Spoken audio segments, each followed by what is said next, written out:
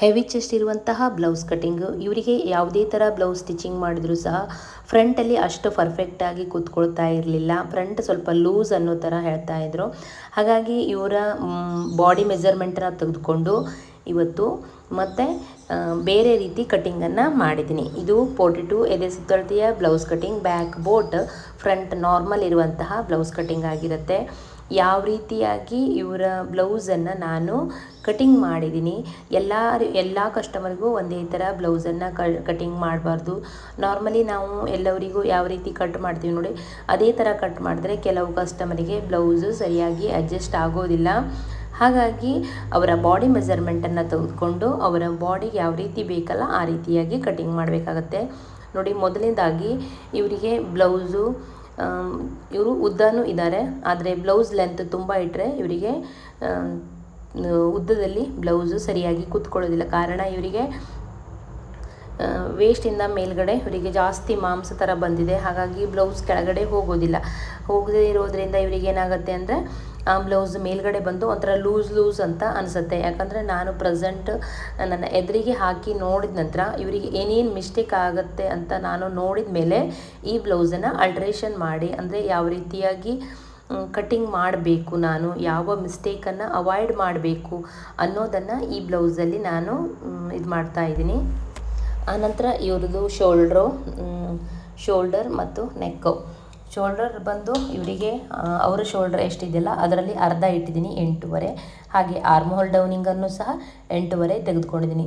ಬ್ಯಾಕಲ್ಲಿ ಅಷ್ಟೊಂದು ಅಲ್ಟ್ರೇಷನ್ ಇರೋದಿಲ್ಲ. ಫ್ರಂಟಲ್ಲಿ ಇವರಿಗೆ ಸ್ವಲ್ಪ ಪ್ರಾಬ್ಲಮ್ ಇರೋದ್ರಿಂದ ನಾನು ಫ್ರಂಟ್ ಪಾರ್ಟ್ ಕಟಿಂಗ್ ಮಾಡುವಾಗ ಕಟಿಂಗ್ ಬೇರೆ ರೀತಿ, ಸ್ವಲ್ಪ ಯಾವ ರೀತಿ ಕಟಿಂಗ್ ಅಂದರೆ ಕಟಿಂಗ್ ಇರುತ್ತೆ, ಅದರ ಫ್ರಂಟಲ್ಲಿ ಫಿಟ್ಟಿಂಗ್ ಕರೆಕ್ಟ್ ಕೊಡಬೇಕಂದ್ರೆ ಯಾವ ರೀತಿ ಮಾಡಬೇಕು ಅನ್ನೋದನ್ನು ಈ ಬ್ಲೌಸಲ್ಲಿ ನಾನು, ಇದು ಎಲ್ಲರಿಗೂ ಇದಾಗಲ್ಲ ಇದೇ ಥರ ಮಾಡಬೇಕು ಅಂತ. ಈ ಬ್ಲೌಸಲ್ಲಿ ಕೆಲವರಿಗೆ ಮಾತ್ರ ಈ ಥರ ಕಟ್ ಮಾಡಬೇಕಾಗತ್ತೆ. ಇವಾಗ ಬ್ಯಾಕ್ ಕಟ್ ಮಾಡ್ತಾಯಿದ್ದೀನಿ. ಬ್ಯಾಕಲ್ಲಿ ಶೋಲ್ಡರು ಮತ್ತು ನೆಕ್ಕು ಸೇರಿಸಿ 8.5 ಇಂಚನ್ನು ಇಟ್ಟಿದ್ದೀನಿ.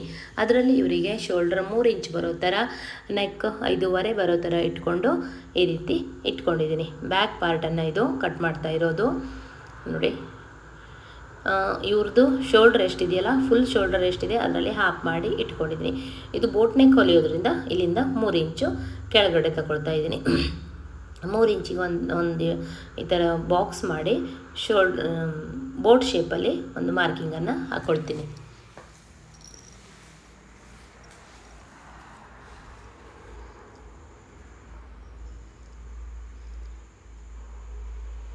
ನೋಡಿ, ಈಗ ಒಂದು ಕರ್ವ್ ಸ್ಕೇಲ್ ಸಹಾಯದಿಂದ ಶೇಪನ್ನು ಹಾಕ್ಕೊಳ್ತೀನಿ. ನೀವು ಫ್ರೀ ಹ್ಯಾಂಡಲ್ಲಾದರೂ ಹಾಕ್ಕೊಳ್ಬೋದು. ಈ ರೀತಿ ಒಂದು ಶೇಪನ್ನು ಹಾಕ್ಕೊಂಡ್ರೆ ಬೋಟ್ ಶೇಪು ರೆಡಿ ಆಗುತ್ತೆ. ನೀವು ಫ್ರೀ ಹ್ಯಾಂಡಲ್ ಬೇಕು ಅಂದರೂ ಹಾಕ್ಕೊಳ್ಬೋದು. ಇವಾಗ ನೋಡಿ, ಈ ಕಡೆ ಕ್ರಾಸ್ ಆಗಿ ಕಟ್ ಮಾಡಬೇಕು. ಸಾದಾ ಬ್ಲೌಸಿಗಾದರೆ, ಡೀಪ್ ನೆಕ್ ಬ್ಲೌಸಿಗಾದರೆ ನೆಕ್ ಸೈಡೇ ಡೌನಿಂಗನ್ನು ತೆಗೆದುಕೊಳ್ಬೇಕಾಗತ್ತೆ. ಇದು ಬೋಟ್ ನೆಕ್ ಆದ್ದರಿಂದ ಶೋಲ್ಡರ್ ಸೈಡು 1/4 ಇಂಚು ಡೌನಿಂಗನ್ನು ತೆಗೆದುಕೊಳ್ಬೇಕು. ಆನಂತರ ಇವರಿಗೆ ಆರ್ಮೋಲ್ ರೌಂಡ್ ಬಂದು 9 ಇಂಚ್ ಬರಬೇಕು. ಅದಕ್ಕೋಸ್ಕರ ಇಲ್ಲಿ ನಾನು ಆರ್ಮೋಲ್ ಇಟ್ಟಿದ್ದು ಕರೆಕ್ಟ್ ಇದೆಯಾ ಅಂತ ಚೆಕ್ ಮಾಡ್ತಾಯಿದ್ದೀನಿ. ಕರೆಕ್ಟಾಗಿ ಬಂದಿದೆ. ಶೋಲ್ಡರ್ ಎಷ್ಟು ಇರ್ತೀವೋ ನೋಡಿ ನಾವು, ಅದನ್ನೇ ಆರ್ಮೋಲ್ ಡೌನಿಂಗ್ ಇಟ್ಟರೂ ಸಹ ಕರೆಕ್ಟಾಗಿ ಬರುತ್ತೆ. ಆಲ್ಮೋಸ್ಟ್ ಎಲ್ಲರಿಗೂ ಒಂದು ಸಲ ನೀವು ಅವ್ರ ಶೋಲ್ಡರ್ ಎಷ್ಟಿದೆ ಅಂತ ಚೆಕ್ ಮಾಡಿಕೊಂಡು, ಕಂಕಳದ ರೌಂಡ್ ಎಷ್ಟಿದೆ ಅಂತ ಚೆಕ್ ಮಾಡ್ಕೊಂಡು ನೋಡಿಕೊಂಡ್ರೆ ಗೊತ್ತಾಗುತ್ತೆ. ಇಲ್ಲಿ ನಾನು ಇಟ್ಟಿರುವಂಥದ್ದು ಕರೆಕ್ಟಾಗಿ ಬಂದಿದೆ. ಇವರಿಗೆ ವೇಸ್ಟ್ ಲೆಂತ್ ಎಷ್ಟಿದೆ ಅಂತ ಚೆಕ್ ಮಾಡ್ತಾಯಿದ್ದೀನಿ. 34ರಲ್ಲಿ 4ನೇ ಭಾಗ ಮಾಡ್ಕೊಳ್ತಾ ಇದ್ದೀನಿ. ಅದಕ್ಕೆ 1 ಇಂಚನ್ನು ಎಕ್ಸ್ಟ್ರಾ ಆ್ಯಡ್ ಮಾಡ್ತಾಯಿದ್ದೀನಿ. ಈಗ 8.5ಗೆ ಮತ್ತೊಂದು ಇಂಚು ಆ್ಯಡ್ ಮಾಡಿಕೊಂಡ್ರೆ 9.5 ಆಯಿತು. ಹಾಗೆ 2 ಇಂಚು ಎಕ್ಸ್ಟ್ರಾ ಈ ರೀತಿಯಾಗಿ ಇಟ್ಕೊಂಡು ವೇಸ್ಟನ್ನು ಸಹ ಮಾರ್ಕಿಂಗ್ ಮಾಡಿ ಆಯಿತು. ಬ್ಯಾಕಲ್ಲಿ ಅಷ್ಟೊಂದು ಕಟಿಂಗಲ್ಲಿ ಚೇಂಜಸ್ ಇರೋದಿಲ್ಲ. ಜಸ್ಟ್ ಇವ್ರದ್ದು ಲೆಂತ್ ಒಂದೇ ಚೇಂಜ್ ಮಾಡಿರುವಂಥದ್ದು ನಾನು. ಯಾಕಂದರೆ ಇವರಿಗೆ 16 ಇಂಚ್ ಇಡ್ತಾ ಇರೋದನ್ನು 15 ಇಂಚಿಗೆ ಇಟ್ಟಿದ್ದೀನಿ. ಆನಂತರ ನೋಡಿ, ಬ್ಯಾಕಲ್ಲಿ ಇವರಿಗೆ ಒಂದು ಯಾವುದೇ ಶೇಪನ್ನು ಕೇಳಲಿಲ್ಲ, ನಾನೇ ಯಾವುದಾದ್ರೂ ಒಂದು ಶೇಪನ್ನು ಇಡ್ತೀನಿ. ಇಲ್ಲಿ ನಾನು ಟೆಂಪಲ್ ಡಿಸೈನನ್ನು ಇಡ್ತಾಯಿದ್ದೀನಿ. ಇಲ್ಲಿ 1/2 ಇಂಚು ಕೆಳಗಡೆ ಹೊಲಿಲಿಕ್ಕೋಸ್ಕರ ಮೊದಲಿಗೆ ಬಿಟ್ಕೊಳ್ತಾ ಇದ್ದೀನಿ.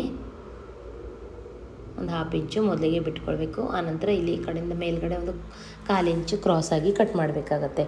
ಇವಾಗ ಮಧ್ಯ ಟಕ್ಸ್ ಬರಬೇಕಲ್ಲ, ಅಲ್ಲಿಂದ ನೋಡಿ ಈ ಥರ ಕರೆಕ್ಟಾಗಿ ಇಟ್ಕೊಳ್ಬೇಕು. ನಾವು ವೇಸ್ಟ್ ಲೆಂತ್ ಎಷ್ಟು ಇಟ್ಟಿದ್ದೀವಲ್ಲ ಅದಕ್ಕೆ ಮಧ್ಯದಲ್ಲಿ ಇಟ್ಕೊಂಡು ಈ ರೀತಿ ಟಕ್ಸನ್ನು ಮಾರ್ಕಿಂಗ್ ಮಾಡ್ಕೊಳ್ಬೇಕು. ಇದರಲ್ಲಿ ಶೋಲ್ಡ್ರನ್ನ ಮಧ್ಯ ಪಾಯಿಂಟನ್ನು ಆಯ್ಕೆ ಮಾಡಲಿಕ್ಕಾಗೋದಿಲ್ಲ, ಯಾಕಂದರೆ ಇದು ನೆಕ್ ತುಂಬ ಅಗಲ ಇರೋದರಿಂದ ಹಾಗೆ ಮಾಡೋಕ್ಕಾಗೋದಿಲ್ಲ. ನಾವು ವೇಸ್ಟ್ ರೌಂಡ್ ಎಷ್ಟು ತೊಗೊಂಡಿರ್ತೀವಲ್ಲ ಅದರಲ್ಲಿ ಅರ್ಧ ಮಾಡಿ ಮಾರ್ಕಿಂಗನ್ನು ಮಾಡಬೇಕಾಗುತ್ತೆ. ನೋಡಿ, ಈ ಕಡೆಯಿಂದ ಕ್ರಾಸಾಗಿ ಒಂದು 1/4 ಇಂಚಿಗೆ ಈ ಥರ ಕ್ರಾಸಾಗಿ ಮಾರ್ಕಿಂಗನ್ನು ಮಾಡಬೇಕು. ಆಯಿತು. ಇವಾಗ ನೆಕ್ ಶೇಪ್ ಒಂದು ಹಾಕಿದರೆ ಬ್ಯಾಕ್ ಪಾರ್ಟ್ ರೆಡಿ ಆಯಿತು. ಹೆವಿ ಚೆಸ್ಟ್ ಇರುವವರಿಗೆ ಯಾವ ರೀತಿಯಾಗಿ ಬ್ಲೌಸ್ ಕಟಿಂಗ್ ಮಾಡೋದನ್ನು ಈ ವಿಡಿಯೋದಲ್ಲಿ ಫುಲ್ ಡೀಟೇಲಾಗಿ ಫುಲ್ ಬ್ಲೌಸ್ ಕಟಿಂಗ್ ಮಾಡೋದನ್ನು ತೋರಿಸಿದ್ದೀನಿ. ಇಲ್ಲಿ 3 ಇಂಚಿಗೆ ತಗೊಳ್ತಾ ಇದ್ದೀನಿ, ಹಾಗೆ ಇಲ್ಲಿ 2 ಇಂಚ್ ಬಿಡ್ತಾ ಇದ್ದೀನಿ. ದಾರನ ಬೇಕಾದರೂ ನೀವು ಮಾಡ್ಕೊಳ್ಬೋದು. ನಾನು ಮತ್ತೆ ಇಲ್ಲಿ ದಾರ ಎಲ್ಲ ಮಾಡ್ತಾಯಿಲ್ಲ, ಯಾಕಂದರೆ ಈ ಬಟ್ಟೆ ಸ್ವಲ್ಪ ಬಿಂಜೋ ಥರ ಇರೋದ್ರಿಂದ ದಾರ ಬೇಡ ಅಂತ ದಾರ ಮಾಡ್ತಾಯಿಲ್ಲ. ನೋಡಿ, ಆನಂತರ ಇವರಿಗೆ ರೆಡಿ ಬೆನ್ನು 4 ಇಂಚ್ ಬೇಕು. ಅದಕ್ಕೋಸ್ಕರ 4.25 ಇಟ್ಕೊಂಡಿದ್ದೀನಿ. ಒಂದು 1/2 ಇಂಚ್ ಸ್ಟಿಚಿಂಗಾಗಿ ರೆಡಿ 4 ಇಂಚಿಗೆ ಬರುತ್ತೆ. ನೋಡಿ, ಈ ಥರ ಟೆಂಪಲ್ ಥರ ಇಷ್ಟೇ ಒಂದೇ ಸಾರಿ ಬರೋ ಥರ ಹಾಕ್ಕೊಂಡಿದ್ದೀನಿ. ಇವಾಗ ನಿಮಗೆ ಕಟಿಂಗ್ ಮಾಡಿ ತೋರಿಸ್ತೀನಿ. ಇಷ್ಟೇ ಬ್ಯಾಕ್ ಪಾರ್ಟು. ಇವಾಗ ಕಟಿಂಗ್ ಮಾಡುವ. ತುಂಬ ಈಸಿಯಾಗಿ ಕಟ್ ಮಾಡಿದ್ದೀನಿ. ಇನ್ನು ಫ್ರಂಟ್ ಪಾರ್ಟ್ ಕಟ್ ಮಾಡುವಾಗ ನಿಮಗೆ ತೋರಿಸ್ತೀನಿ ಯಾವ ರೀತಿಯಾಗಿ ಯಾವ್ಯಾವುದು ಅವ್ರದ್ದು ಮಿಸ್ಟೇಕ್ ಇತ್ತು, ಎಲ್ಲೆಲ್ಲಿ ಸರಿ ಮಾಡಬೇಕು ಅನ್ನೋದನ್ನು ಹೇಳ್ತೀನಿ. ಇವಾಗ ನೋಡಿ, ಶೋಲ್ಡ್ರ್ ಹತ್ರ ಒಂದು 1/4 ಇಂಚು ಡೌನಿಂಗ್ ತೆಗೆದುಕೊಳ್ಬೇಕು. ಬ್ಯಾಕ್ ಬೋಟ್ ನೆಕ್ ಇದ್ದಾವಾಗ ಈ ರೀತಿ ಮಾಡಬೇಕು. ಅದೇ ಡೀಪ್ ನೆಕ್ ಬ್ಲೌಸ್ ಕಟ್ ಮಾಡುವಾಗ ನೆಕ್ ಸೈಡು ನಾವು 1/4 ಇಂಚನ್ನು ತೆಗೆದುಕೊಳ್ಬೇಕಾಗುತ್ತೆ. ಇಲ್ಲೊಂದು ನಾಚ್ ಹಾಕ್ಕೊಳ್ಳಿ, ಯಾಕಂದರೆ ಅಲ್ಲಿ ಟಕ್ಸ್ ಬರಬೇಕಂತ ಗೊತ್ತಾಗಲಿಕ್ಕೋಸ್ಕರ ಶೇಪನ್ನು ಡಿಸೈನ್ ನೀವು ಆಮೇಲೆ ಬೇಕಾದರೂ ಕಟ್ ಮಾಡ್ಕೊಳ್ಬೋದು, ಈಗಲೇ ಸಹ ಕಟ್ ಮಾಡ್ಬೋದು. ಆಮೇಲೆ ಕ್ಯಾನ್ವಾಸ್ ಹಾಕಿಯೂ ಸಹ ಕಟ್ ಮಾಡ್ಬೋದು. ಆಯಿತು, ಬ್ಯಾಕ್ ಪಾರ್ಟ್ ಕಟಿಂಗ್ ಆಯಿತು. ನೋಡಿ, ಈ ಥರ ಶೇಪ್ ಬಂತು, ಮುಗೀತು. ಇವಾಗ ಫ್ರಂಟ್ ಪಾರ್ಟ್ ಇದೆಯಲ್ಲ, ಫ್ರಂಟ್ ಪಾರ್ಟ್ ಕಟ್ ಮಾಡಲಿಕ್ಕೋಸ್ಕರ 2 ಓಪನ್ ಸೈಡ್ ಇರುವಂತಹ ಪಾರ್ಟನ್ನು ನಮ್ಮ ಕಡೆಗೆ ಹಾಕ್ಕೊಳ್ಬೇಕು. ಒಂದು 1/2 ಇಂಚ್ ಆಗುವಷ್ಟು ಬಿಟ್ಕೊಳ್ಬೇಕು. ಬಟನ್ ಪಟ್ಟಿ ಮತ್ತು ಹುಕ್ಸ್ ಪಟ್ಟಿಗೋಸ್ಕರ ಈ ಕಡೆ, ಕಾಜಾ ಪಟ್ಟಿಗೋಸ್ಕರ ಈ ಕಡೆ ಬಿಟ್ಕೊಳ್ಬೇಕು. ಅದು ಸ್ವಲ್ಪ ನೀಟ್ ಇರಲಿಲ್ಲ, ಆಮೇಲೆ ನಾನು ಕಟ್ ಮಾಡಿ ತೋರಿಸ್ತೀನಿ ನಿಮಗೆ. ಇಲ್ಲಿ ನೆಕ್ ಪಾರ್ಟಿಗೆ ನಾವು ಅದರಲ್ಲಿ ನೆಕ್ 5.5 ಇಂಚ್ ತೆಗೆದುಕೊಂಡಿದ್ದೀವಿ ಬ್ಯಾಕಲ್ಲಿ. ಆದರೆ ಫ್ರಂಟ್ ನಾರ್ಮಲ್ ಇರೋದ್ರಿಂದ ಇಲ್ಲಿ 3 ಇಂಚನ್ನು ತೆಗೆದುಕೊಳ್ತಾ ಇದ್ದೀನಿ. ಇಲ್ಲಿ ಈ ರೀತಿ ತೆಗೆದುಕೊಳ್ಳೋದ್ರಿಂದ ಏನೂ ಸಮಸ್ಯೆ ಆಗೋದಿಲ್ಲ. ನೀವು ಇದರಲ್ಲಿ ಕಡಿಮೆ ಮಾಡ್ಕೊಳ್ಬೋದು. ಆರ್ಮೋಲ್ ಡೌನಿಂಗು ಬ್ಯಾಕಲ್ಲಿ ಎಷ್ಟು ಇಟ್ಟಿದ್ದೀವೋ ಫ್ರಂಟಲ್ಲೂ ಅಷ್ಟೇ ಇಡೋದು. ಸೇಮ್ 8.5 ಇಟ್ಟಿದ್ದೀನಿ. ಹಾಗೆ ಚೆಸ್ಟಲ್ಲಿ ಹಿಂದ್ಗಡೆ 10.5 ಇಟ್ಟಿದ್ದೀನಿ. ಮುಂದೆ 11 ಇಂಚ್ ಇಡ್ತಾಯಿದ್ದೀನಿ, ಯಾಕಂದರೆ 1/2 ಇಂಚ್ ಎಕ್ಸ್ಟ್ರಾ ಇಲ್ಲಿ ಟಕ್ಸ್ ಹೊಲಿಲಿಕ್ಕೋಸ್ಕರ ಹೋಗುತ್ತೆ. ಹಾಗಾಗಿ 1/2 ಇಂಚ್ ಎಕ್ಸ್ಟ್ರಾ. ಮತ್ತು ಫ್ರಂಟ್ ಡೀಪು ಇವರಿಗೆ ಸ್ವಲ್ಪ ಕಡಿಮೆ ಮಾಡಬೇಕು, ಯಾಕಂದರೆ ಹೆವಿ ಚೆಸ್ಟ್ ಇರೋದರಿಂದ ಇವರಿಗೆ ಫ್ರಂಟ್ ಡೀಪ್ ಮಾಡಿದರೂ ಸಹ ಬ್ಲೌಸು ಪರ್ಫೆಕ್ಟಾಗಿ ಕೂತ್ಕೊಳ್ಳೋದಿಲ್ಲ. ಇವರಿಗೆ ತುಂಬಾ ಫ್ರಂಟ್ ಪಾರ್ಟಲ್ಲಿ ಬ್ಲೌಸ್ ಹೊಲಿಯುವಾಗ ತುಂಬ ಕಾಳಜಿಯಿಂದ ಹೊಲಿಬೇಕಾಗತ್ತೆ, ಇಲ್ಲಾಂದರೆ ಬ್ಲೌಸು ಪರ್ಫೆಕ್ಟಾಗಿ ಕೂತ್ಕೊಳ್ಳೋದಿಲ್ಲ. ಹಾಗಾಗಿ ಇಲ್ಲಿ ಇವರಿಗೆ ಫ್ರಂಟ್ ಡೀಪನ್ನು 1/2 ಇಂಚ್ ಕಡಿಮೆ ಮಾಡಿದ್ದೀನಿ. ಎಲ್ಲವರಿಗೂ ಹೆಚ್ಚಾಗಿ 7 ಇಡ್ತೀವಲ್ಲ, ಇವರಿಗೆ 6.5 ಇಟ್ಟಿದ್ದೀನಿ. 6ಕ್ಕೆ ರೆಡಿಯಾಗಿ ಬರುತ್ತೆ. ನೋಡಿ, ಈ ಕಡೆ 1/4 ಇಂಚು ಡೌನಿಂಗು, ಶೋಲ್ಡ್ರ್ ಸೈಡ್ ಇರಬೇಕು ಡೌನಿಂಗು. ಆನಂತರ ಇಲ್ಲಿಗೆ ಸ್ಟಿಚಿಂಗ್ ಬರುತ್ತೆ. ಆನಂತರ ಇಲ್ಲಿಂದ ಒಂದು 3/4 ಇಂಚು ಶೇಪ್ ತೊಗೊಳ್ತೀನಿ. ಮೇಲ್ಗಡೆ ಹಿಂದ್ಗಡೆ ಒಂದು 1/4ಗೆ ತೊಗೊಂಡಿದ್ದೀನಲ್ಲ, ಹಾಗಾಗಿ ಇಲ್ಲಿ 3/4 ಇಂಚು ತೊಗೊಳ್ತೀನಿ. ಈ ರೀತಿ ಒಂದು 1/4 ಇಂಚು ಒಳಗಡೆ ತೊಗೊಂಡು ಈ ಥರ ಒಂದು ಶೇಪ್ ಹಾಕಿದರೆ ಆಯಿತು. ಫ್ರಂಟ್ ಪಾರ್ಟಲ್ಲೂ ಸಹ ಮಾರ್ಕಿಂಗ್ ಆಯಿತು. ಆನಂತರ ಇವರಿಗೆ ಇದು ಡಾಟ್ ಪಾಯಿಂಟ್ ಇರೋದು ಬ್ಲೌಸು ಲೆಂತು ಹಿಂದ್ಗಡೆ 15 ತೊಗೊಂಡಿದ್ದೀನಿ, ಮುಂದೂ ಸಹ 15 ಇಂಚನ್ನೇ ತೆಗೆದುಕೊಳ್ತಾ ಇದ್ದೀನಿ. ಫ್ರಂಟ್ ಪಾರ್ಟ್ ಅಂತೂ ತುಂಬಾ ಇಂಪಾರ್ಟೆಂಟ್ ಆಗಿರುತ್ತೆ ಈ ಬ್ಲೌಸ್ ಕಟ್ಟಿಂಗಲ್ಲಿ. ಬ್ಯಾಕಲ್ಲಿ ಏನೂ ಅಷ್ಟು ವೇರಿಯೇಷನ್ ಇರೋದಿಲ್ಲ. ಫ್ರಂಟ್ ಅಂತೂ ತುಂಬ ನೀಟಾಗಿ ಕಟ್ ಮಾಡಬೇಕು, ಯಾಕಂದರೆ ಫ್ರಂಟ್ ಪಾರ್ಟಲ್ಲಿ ಅವರಿಗೆ ಕರೆಕ್ಟಾಗಿ ಕೂತ್ಕೊಳ್ಳೋದಿಲ್ಲ ಅಂತ ಹೇಳ್ತಾ ಇರೋದವರು. ಇವಾಗ 11ಕ್ಕೆ ಒಂದು ಮಾರ್ಕಿಂಗ್ ಹಾಕಿ 2 ಇಂಚ್ ಎಕ್ಸ್ಟ್ರಾ ಇಟ್ಕೊಂಡಿದ್ದೀನಿ. ಇನ್ನು ನಾನು 1 ಇಂಚು ನೋಡಿ, ನಾನು ಇದೇ ಹೀಗೆ ಸುಮ್ಮನೆ ರ್ಯಾಂಡಮ್ ಆಗಿಟ್ಟಿದೆ, ಕರೆಕ್ಟ್ ಇದೆ ಅಂತ ಚೆಕ್ ಮಾಡಿಕೊಂಡೆ. ಕರೆಕ್ಟಾಗಿ 2 ಇಂಚ್ ಇದೆ. ಈಗ 1 ಇಂಚ್ ಎಕ್ಸ್ಟ್ರಾನ ತೆಗೆದುಕೊಳ್ತೀನಿ, ಆಮೇಲೆ ನಿಮಗೆ ತೋರಿಸ್ತೀನಿ. ಯಾಕೆಂದರೆ ಡಾಟ್ ಪಾಯಿಂಟ್ ಹೊಲಿದು ಹೋಗುತ್ತಲ್ಲ, ಇವರಿಗೆ ಹೆವಿ ಚೆಸ್ಟ್ ಇರೋದ್ರಿಂದ ದೊಡ್ಡ ಡಾಟ್ ಹೊಲಿಬೇಕಾಗುತ್ತೆ, ಅದಕ್ಕೋಸ್ಕರ ಆಮೇಲೆ ತೋರಿಸ್ತೀನಿ. ಇಲ್ಲಿ ಬ್ರಸ್ಟ್ ಪಾಯಿಂಟನ್ನು ಮಾರ್ಕಿಂಗ್ ಮಾಡ್ತಾಯಿದ್ದೀನಿ. 12 ಇಂಚಿಗೆ ಬ್ರಸ್ಟ್ ಪಾಯಿಂಟಿಗಿರುತ್ತೆ. ಅಲ್ಲಿಂದ 2.5 ಇಂಚು ಒಂದು ಡಾಟ್ ಪಾಯಿಂಟು ಇವರಿಗೆ ಹೆವಿ ಚೆಸ್ಟ್ ಇರೋದ್ರಿಂದ ನೋಡಿ ಇಲ್ಲಿಗಡೆ ಇಷ್ಟೇ ಜಾಗ ಇರುತ್ತೆ, ಒಂದು ಅರ್ಧ ಇಂಚ್ ಅಷ್ಟೇ ಗ್ಯಾಪ್ ಇರುತ್ತೆ. ಇಲ್ಲಿಂದ ಇಲ್ಲಿಗೆ 2.5 ಇಂಚು, ಹಾಗೆ ಇಲ್ಲಿಂದ ಇಲ್ಲಿಗೆ 3 ಇಂಚ್ ಬೇಕು. ಆನಂತರ ಇಲ್ಲಿಂದ ಅವರಿಗೆ 4 ಇಂಚು ಈ ಥರ ಇದು ಮೇನ್ ಡಾಟ್ ಆಗಿರುತ್ತೆ. ಈ ಡಾಟು ಕರೆಕ್ಟಾಗಿರಬೇಕು. ಈ ಡಾಟ್ ಕರೆಕ್ಟಾಗಿದ್ದರೆ ಬ್ಲೌಸು ಸರಿಯಾಗಿ ಕೂತ್ಕೊಳ್ಳುತ್ತೆ, ಇಲ್ಲಾಂದರೆ ಇವರಿಗೆ ಬ್ಲೌಸ್ ಸರಿಯಾಗಿ ಕೂತ್ಕೊಳ್ಳೋದಿಲ್ಲ. ಈ ಡಾಟ್ ಮಾತ್ರ ಕಂಪಲ್ಸರಿಯಾಗಿ ನೀಟಾಗಿ ಹಾಕಬೇಕಾಗುತ್ತೆ. ಇಲ್ಲಿ 1 ಇಂಚ್ ಎಕ್ಸ್ಟ್ರಾ ತೆಗೆದುಕೊಳ್ತೀನಿ, ಯಾಕಂದರೆ ಅವರಿಗೆ ದೊಡ್ಡ ಡಾಟ್ ಪಾಯಿಂಟ್ ಇರೋದ್ರಿಂದ ಬಟ್ಟೆ ಫ್ರಂಟಲ್ಲಿ ಸಾಲ್ಟೇಜ್ ಬರುತ್ತೆ. ಆನಂತರ ಫ್ರಂಟ್ ಗ್ಯಾಪ್ ಬರೋ ಥರ ಸ್ಟಿಚಿಂಗ್ ಆಗುತ್ತೆ. ಫ್ರಂಟ್ ಗ್ಯಾಪ್ ಬರದೇ ಇರೋ ಥರ ಆಗಬೇಕಂದ್ರೆ ಅಲ್ಲೊಂದು 1 ಇಂಚ್ ಆಗುವಷ್ಟು ಎಕ್ಸ್ಟ್ರಾ ತೊಗೊಳ್ಬೇಕು. ಇಲ್ಲಿಂದ ಒಂದು 1/4 ಇಂಚು ಕೆಳಗಡೆ ತೊಗೊಳ್ಬೇಕು. ಆನಂತರ ಇದೆಯಲ್ಲ ಮೇನ್ ಇರೋದೇ ಇಲ್ಲಿ. ಈಗ ನೋಡಿ ತೋರಿಸ್ತಾ ಇದ್ದೀನಿ, ಫ್ರಂಟಲ್ಲಿ ಲೂಸ್ ಆಗಬಾರ್ದು, ಕರೆಕ್ಟಾಗಿ ಬರಬೇಕಂದ್ರೆ ನೋಡಿ ಇಲ್ಲಿ ಈ ಕ್ರಾಸ್ ಕಟ್ಟಿಂಗನ್ನು ಮಾಡ್ತಾಯಿದ್ದೀನಿ. ಇದು ಮೇನಾಗಿರುತ್ತೆ. ಹೆವಿ ಚೆಸ್ಟ್ ಇರೋರಿಗೆ ಈ ಮೆಥಡನ್ನು ಫಾಲೋ ಮಾಡಿ, ನೀವು ಕರೆಕ್ಟಾಗಿ ಬರುತ್ತೆ ನೋಡಿ.